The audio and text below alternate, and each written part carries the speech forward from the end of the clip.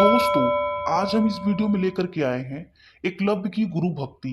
आचार्य द्रोण राजकुमारों को धनु विद्या की विधिवत शिक्षा प्रदान करने लगे। उन राजकुमारों में अर्जुन के अत्यंत प्रतिभावन तथा गुरु भक्त होने के कारण वे द्रोणाचार्य के प्रिय शिष्य थे। द्रोणाचार्य का अपने पुत्र अश्वत्थामा पर भी विशेष अनुराग था, इसीलिए धनुर्विद्या में वे भी सभी राजकुमारों में अग्रणी थे। किंतु अर्जुन अश्वत्थामा ने भी अधिक प्रतिभावान थे। एक रात्रि को गुरु के आश्रम में जब सभी शिष्य भोजन कर रहे थे, तभी अकस्मात हवा के झोंके से दीपक बुझ गया। अर्जुन ने देखा, अंधकार हो जाने पर भी भोजन के कौर को हाथ में मुंह तक ले जाने तक का इस घटना से उन्हें यह समझ में आया कि निशाना लगाने के लिए प्रकाश से अधिक अभ्यास की आवश्यकता है, और वे रात्रि के अंधकार में निशाना लगाने का अभ्यास करना आरंभ कर दिए। गुरु द्रोण उनके इस प्रकार के अभ्यास से अत्यंत प्रसन्न हुए।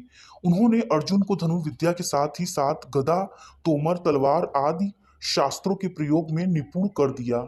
उन्हीं दिनों हृदय हिरण्यधनु नामक निषाद का पुत्र एकलव्य भी था।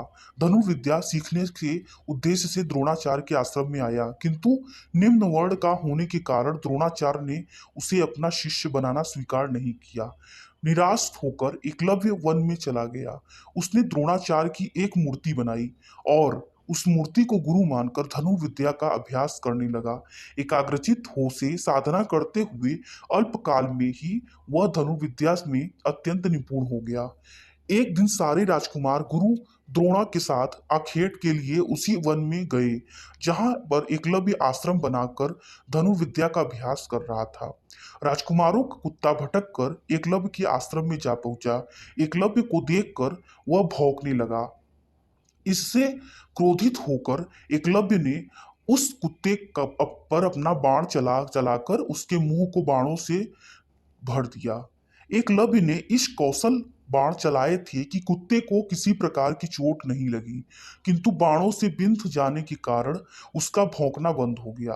कुत्ते के लौटने पर जब अर्जुन ने धनुर्विद्या के उस कौशल को देखा तो द्रोणाचार्य से बोले, हे गुरुदेव, इस कुत्ते के मुंह में जिस कौशल से बाण चलाए गए हैं, उससे तो प्रतीत होता है कि यहाँ पर कोई मुझसे भी बड़ा धनुर्धर रहता है।